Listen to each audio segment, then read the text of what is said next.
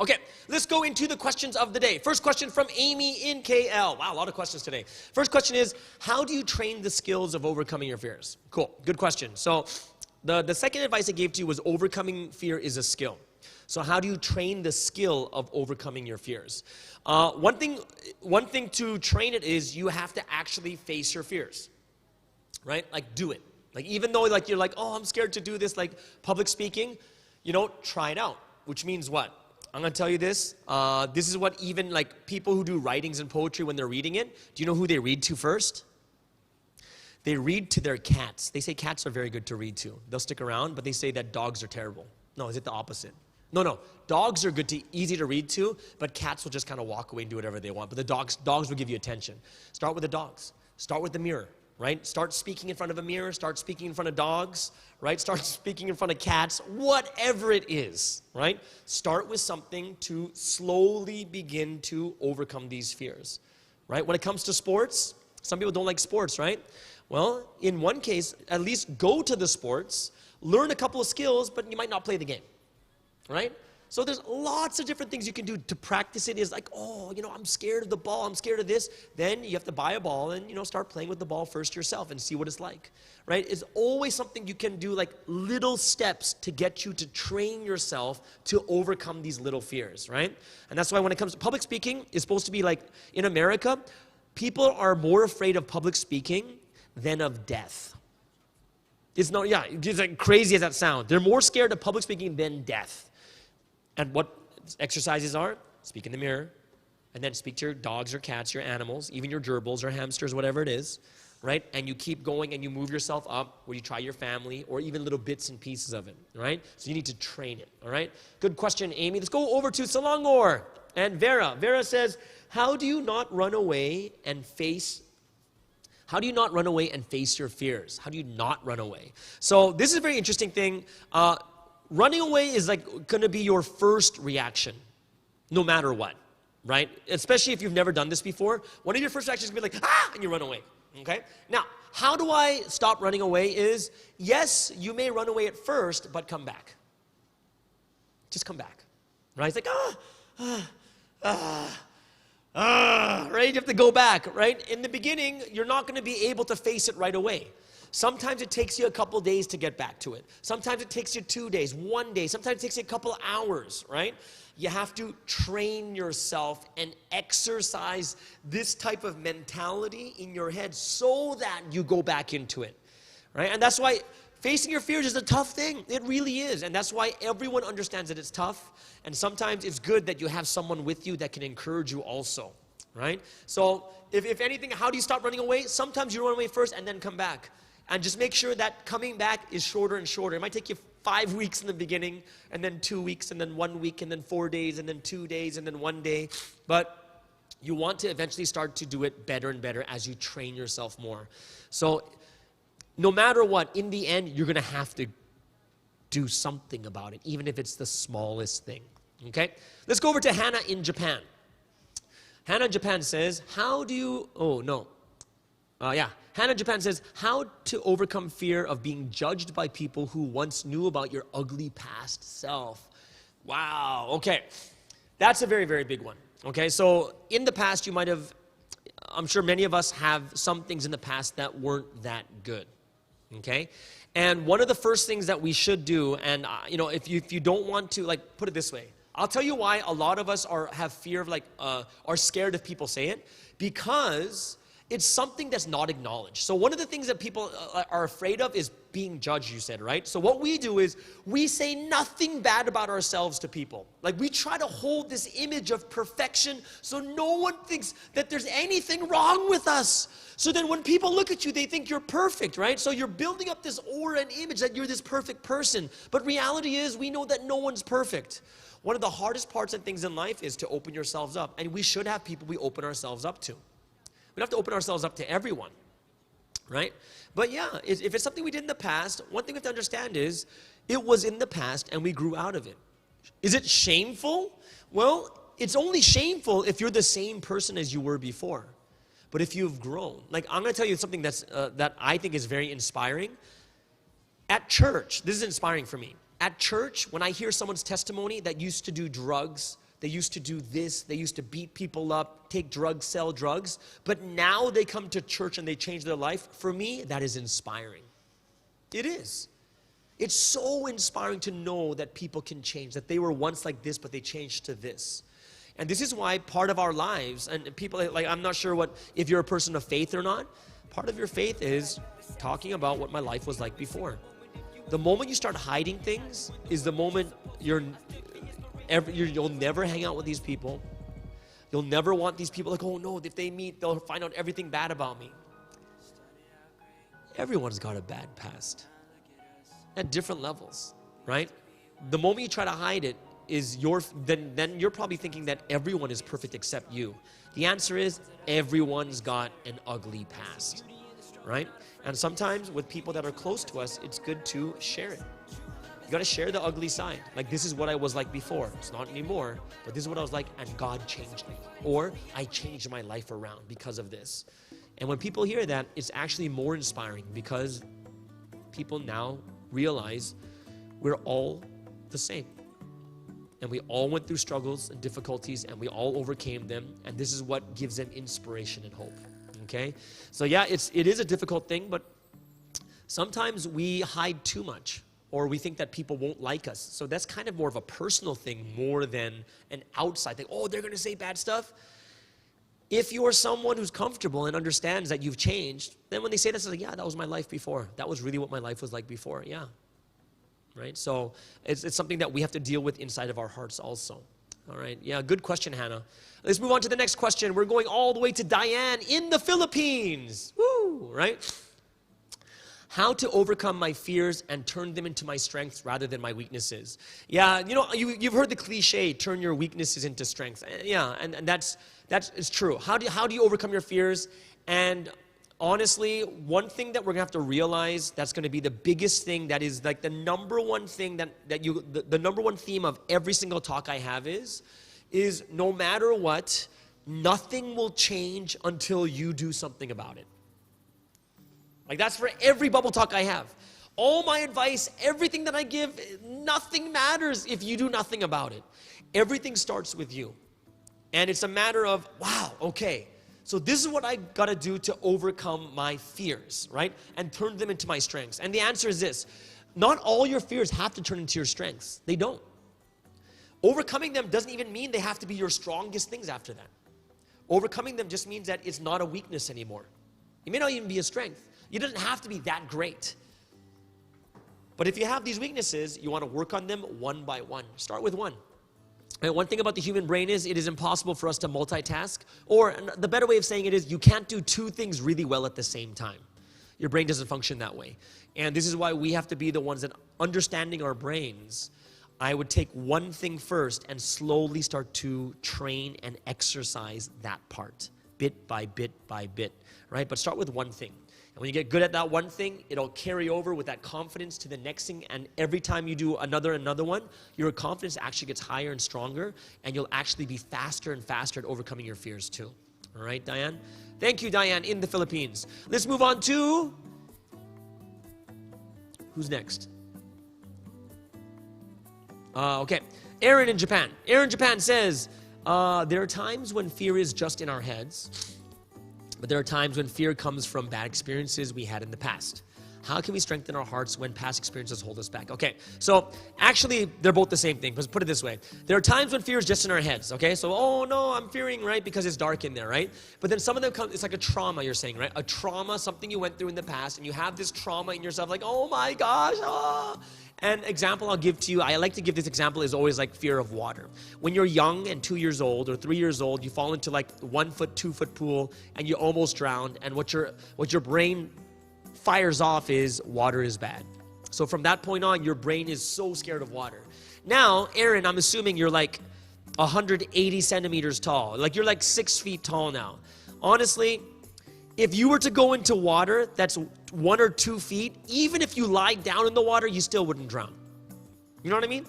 But then because of that fear, we're like, no, not water, right? And the same thing is all in our hearts and our brain. What's the best thing to do? The best thing to do is start small, right? And also, one thing I also would do is I would start reasoning with myself. Because when it comes to like swimming, Like think to yourself, okay, I almost drowned when I was young, so it's really, really scary. So right now, if there's like a puddle outside that's like this much, when you're out in the rain, the funny thing about people in swimming pools is, but when they're out in the rain, they're not scared, right? So you know that it's specifically for that situation. What you do is you go step by step. Put your feet in the water, you're fine, right? Come out. You don't have to go any more deeper, right? And what you're doing is you're slowly facing and going against these things step by step by step by step, right? So, I understand that these things are very, very, like, say, traumatic things or really, really bad experiences. I would say two things. This is one thing that you have to understand is when fear sets in, one of the first things that changes physiologically is your breathing. And that's why they say whenever fear sets in, the first thing you should try to control physically is your breathing. When you control your breathing, right, this is when you can actually literally calm yourself down. Right? Even when you know, like, oh, I shouldn't be thinking this way. When you get there, you're gonna get really nervous. First thing is control your breathing, and that's like one of the biggest exercises that is taught about people to overcome like fears and whatnot. And I really hope that for you, I know Aaron, we've talked before. You're a person of faith. I would pray before it, control my breathing. And step by step, like, don't just start jumping into pools that are like 15 feet deep. That doesn't make any sense, right? Start with a foot. Start with just the steps and just sit in the pool and that's it, right? Something very, very easy, right? Start it simple and slow, right? You're just basically retraining your mind. Just like that Navy SEAL where in the beginning, if you hear gunshots, everyone's like this, and people are freaking out because they hear gunshots. But then if you keep hearing gunshots all the time, what eventually happens to you? It's nothing. You hear a gunshot, and it becomes a normal part of your life, and you're actually more calm from that point on, right? So in the same way, you need to train yourself, and it's gonna take a little bit more time. Control your breathing. Definitely meditate or pray before, in those moments. All right, Aaron, thank you for that question all the way from Japan. Let's go next question. Next question is Ivan in the Philippines. How do you train yourself from the fear of rejection or being rejected whenever you want to talk to someone or invite them to something? Wow, okay, so for me, I was a missionary. I went to bus stops. I went to libraries. I went to parks, just off the street, universities. I would go off. And honestly, I would get rejected maybe 99% of the time. And of the 99% of the time, probably about 10 to 15% are like really rude. Like really rude. Like they won't even look at me and they just walk by. And how do you get over the fear? Well, after a while, like put it this way. After a while, what comes into my mind is kind of interesting. In my mind, what happens was I realized at a certain point that I am so concerned about people, I have no idea who they are that reject me, right? But when it comes to the people I'm close to, it's okay. I'm like, wait a second, shouldn't I be more affected by the people who are close to me rather than those that I don't know? Right? And that's why one of the things you have to understand to yourself, you have to reason with yourself too. Like, why am I scared of rejection? So if I were you, like what I would do to train people is, what we do is, we just go out. I would take them with me. And I would go myself. This person would come with me. I would talk to people. They reject me and whatever. I was like, all right, cool. Let's go to the next guy. I just make it really fun.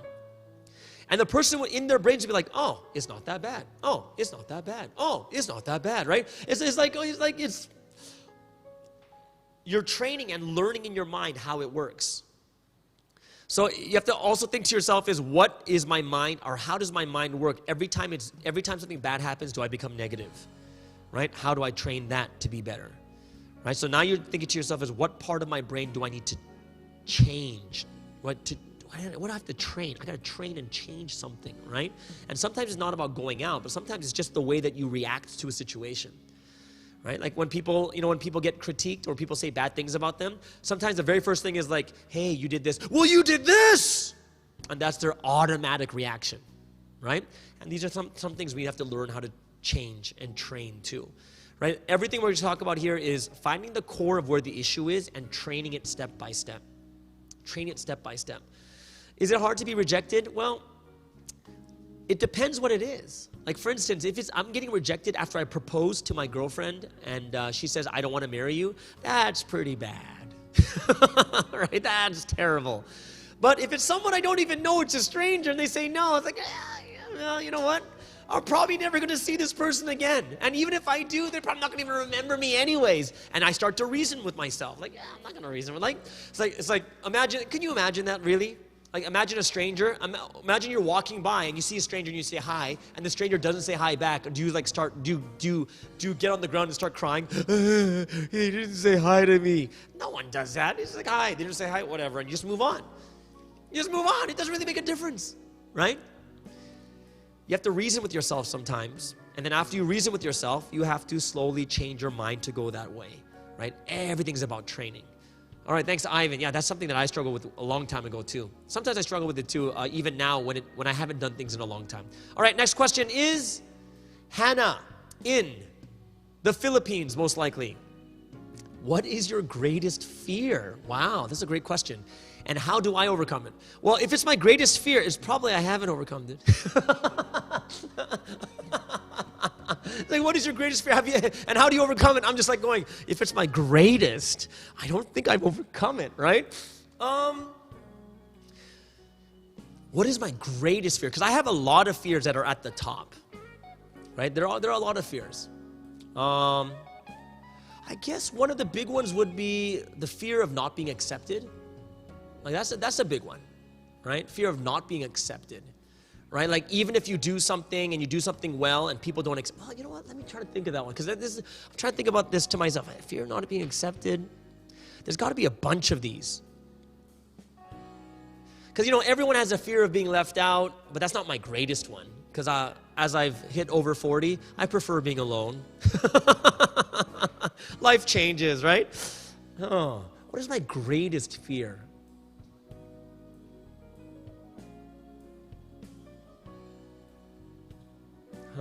Well, I guess at this point in my life, doing something that really irreversibly hurts someone that I really love.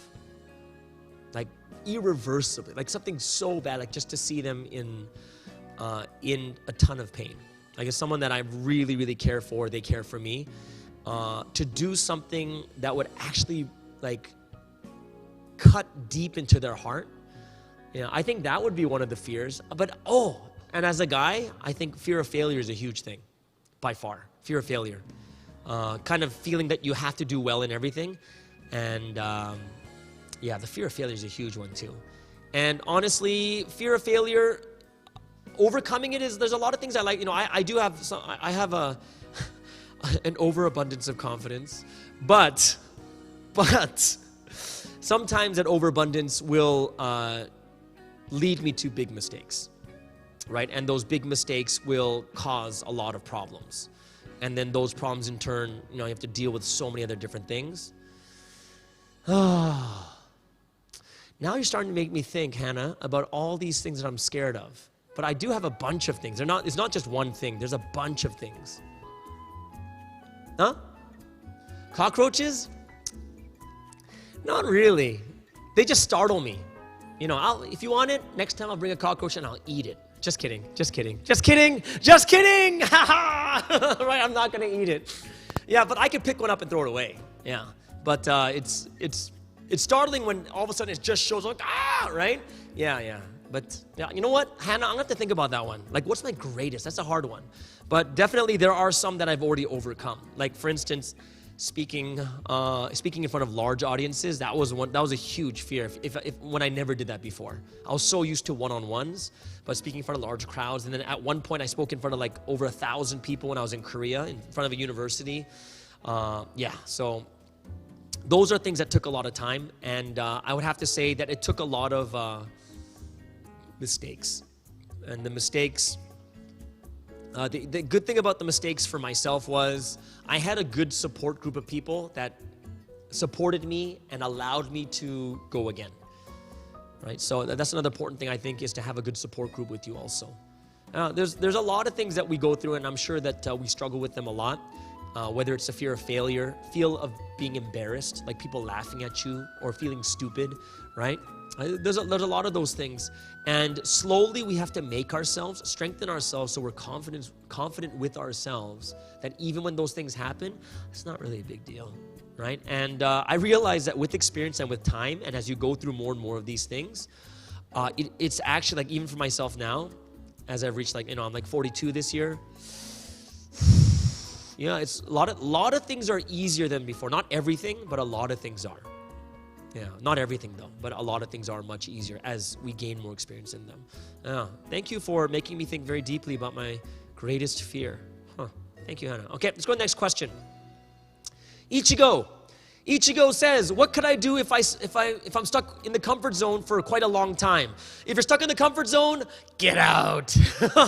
The best thing to do is find something that you're not used to and go and do it with someone else, but don't do it by yourself. Because if you're too stuck in a comfort zone, it's better to go with a friend and do it together with a friend.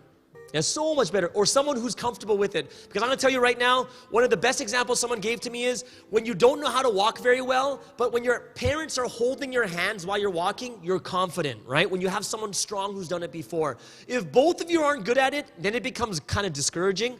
Go with someone who's good at something. Go with them, see how they do it. Like, wow, they're really good. And that's like your parents holding your hands while you're walking. You gain so much more confidence. So the one thing I do suggest to you, go with someone who's very, very good at something that you want to try out. And they can definitely help you out along the way. Great question, Ichigo. When's the question coming up? Not yet? Two more? Okay. Cece in the UK. Wow, there's a lot of questions today. CC in the UK says, how do you overcome the fear of first impressions? The fear of first impressions means the fear of you giving your first impression. Okay, so the fear of you giving the wrong impression. Well, when it comes to first impressions, I'm going to tell you this one thing is, if you're ever afraid of something, or like say when it comes to first impressions, one thing I would really, really do is I would prepare. Yeah, like say even like a job interview, meeting someone for the first time, be ready for it. And what do you mean? Well, how do I get ready for a first impression, right? Well, you know, like for instance, if you have a hard time talking to people about interesting things, then research some interesting things to talk about. Look at the news. See what you talk about with the news. Like even with the job interview, if you're going to do a job in finance, you got to read up about finance. What's the news going on in the world about finance? So whenever they ask questions, you can tell them about it, right? In the same way too, first impressions, depending where you're going, who you're meeting. One thing is you should prepare. Preparing is a great thing you should do, right? Always prepare, right? Especially if you're not sure of what's going to happen, make sure you prepare more than anything else, okay? So your first impression, prepare something. Prepare talking about, like, it could be pop culture, depending on how the age of the person, like K-pop or, you know, news, what's going on in America, what's going on in China, all these different, there's so many things you could prepare. But get yourself knowledgeable in a certain area and you'll be able to give a good first impression, okay? But don't go too wild, right? Don't go too wild, meaning go into stuff that like you're not really into, like, so, like in physics, have you heard about string theory? Because string theory talks about 13 dimensions, right? Don't do that, because then you're going to go, the expectation of who they think you are is going to be so different, okay? All right, so this means we're going to get into our question of the day, right? Question of the day. Question for the bubble tea, free bubble tea. Okay, I have a number here, and in this number, we're going to choose the person that gives this, like whoever, if this number, let's say, is 7, the person who gets the 7th person to get the right answer will get the bubble tea, okay? What is the question of today's? It is, which country is hosting the next Olympics? It's been canceled once already. It might be canceled again, but which country has been preparing right now? Write down that country, and whoever wins will get a free bubble tea. Start writing them down right now. Write them down. All right. Which country is hosting the next Olympics? They have been preparing, and I think they've canceled or postponed it once already until next year, and it may be postponed again. All right. Which leads us into the last question. 2 questions left. Okay, let's go to the next question. What is it? Jennifer Kim in Korea. Wow, that sounds like a very common name. Jennifer Kim. I think I know 14 of them in Jennifer Kims. I think I want all the people around me I think I want all the people around me to think of me in a good way. And this thought makes me feel tired and have some fear in meeting people. How can I deal with this problem? Okay, well, I'm going to be honest with you, is people don't have, they don't think everyone's going to be like really good. Like there's no really that big expectation. That type of expectation actually only comes from us. And I'm going to be very honest with you, Jennifer, because I know you're from Korea. In Korea, actually, that is a major issue in Korea, like image. That's why you'll have image consulting is a very big thing in Korea, where people are making sure that they look well to other people. And what I'm going to tell you right now is it's okay to have mistakes. It's okay to tell people what's wrong. And actually, people will respect you more when you are more open about the things that you struggle with, right? If you show yourself to be perfect, what happens is people don't want to talk to you. They don't want to confide in you. Why? Because if they're struggling and there's someone perfect, they don't feel like they can talk to them because everything is perfect about them. But you have to understand is people like themselves.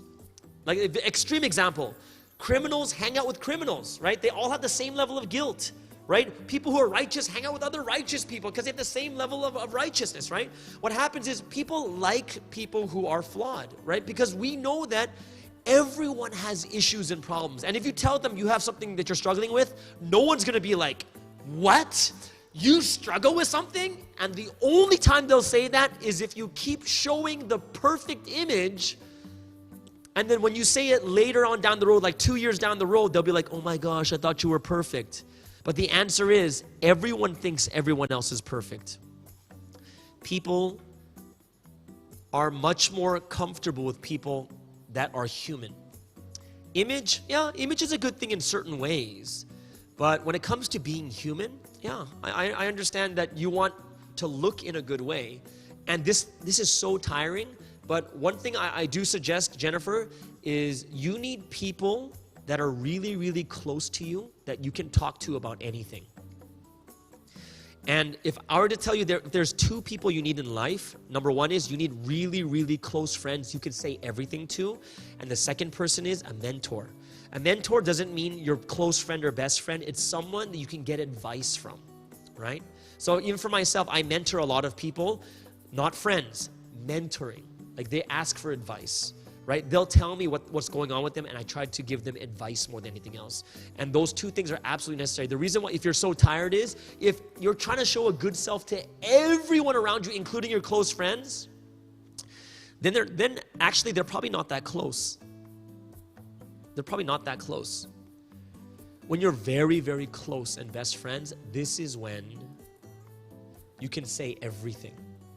Yeah, and there's like, even for me, I would say there's only like 3 to 4 people in my life that I'm very, very just, maybe 5 people that I'm very open. I'll say everything. But I know and I trust them.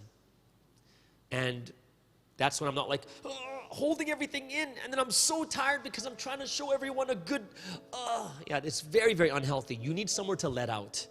There's place to come in, and there's things you need to let out. So Jennifer, if anything, you need to have really, really close friends, and you need a good mentor too, a very good mentor, okay? Let's go to the last question for today. Madeline Ong. Madeline Ong says, what could you do if you're unsettled while in the dark? How would you rationalize while being surprised or startled by the littlest noises? Okay. That's normal. Don't worry. If you're in the dark, your amygdala's firing like crazy, right? So don't think that's a weird thing. And that's not something you really have to train, right? But if you want to train it, just stay in the dark all night. Don't ever turn on any lights, just stay in the dark all night. And eventually you're gonna get comfortable in the dark, right? So if you're kind of like, oh, it's dark, I'm kind of scared, that's kind of a normal thing that your brain is firing off anyways because you can't see, which means your brain is thinking, what if something hits me? Because remember, way back in the past, human beings were at night, there's no fire, it's all dark, and then an animal can kill you. They'll smell you and they'll kill you, right? So that's why you're like, oh. Nowadays, we have to realize there's like, if you're in your house, nothing's gonna kill you except for maybe a mosquito or a cockroach. And they can't kill you. They can't, right? And you know, when you rationalize while being surprised and startled by the littlest noises, yeah, that makes sense. I'm gonna be honest with you, I scream a lot too. I do, but you know what? I don't care. I'm like, right? And then all of a sudden people are like going, why do you scream? I'm like going, shut up. Let me do what I want. Oh my gosh, and then I go to my room and I pee my pants, right? No, I'm just kidding, right? But for being unsettled in the dark, you just gotta get used to the dark. You do. That's why sometimes, have you ever played that game where you have an obstacle course and you memorize it and then you turn off the lights or you blindfold and you have to go through the obstacle course in the dark? Yeah, like you just got to get used to it. Just got to get used to it. Yeah, and all you're doing is getting your brain used to the darkness. Yeah, so if you do want to get yourself not startled by those littlest things, yeah, especially in your home, there's no way you should be, there's no way that you should feel threatened in your house. The only thing you're threatened by is the darkness, right? You're actually not threatened like someone's in your house. No one's thinking that, right? But most people are just threatened by darkness because in the past, people died in the darkness, animals would kill them. We still have that in our heads, right? However, in this day in society, even if you were in the dark outside, most likely the chances of you dying is so slim. It is. It's very, very slim, right? So, you know, for Madeline, I understand though, but it might not be something that's a big issue, right? You might have other bigger things that you want to deal with rather than being surprised and startled in the dark. If you want, I'll come over and we can both be startled and be scared in the dark, because I'm scared of the dark sometimes too, like, especially when I know someone's trying to scare me, that freaks me out, right? And I'm going to tell you why, okay? The reason why I get so startled in the dark and I get scared a little bit easily, because I have an older brother that in the past always like scared the crap out of me all the time. Sometimes literally scared the poo out of me, literally. But that's when I was really young, not now. Never happens now. Just want to make sure you guys know that. Okay, cool. Either way, right? So yeah, it's something that I dealt with when I was younger, but that's fine. And I accept it. I accept it. I'm scared of the dark, okay? I am, sometimes. All right. I think that's the last question, right? Lots of questions, but today, who are the winners of bubble tea? It is Jenny on Facebook and CC on YouTube. Who's CC?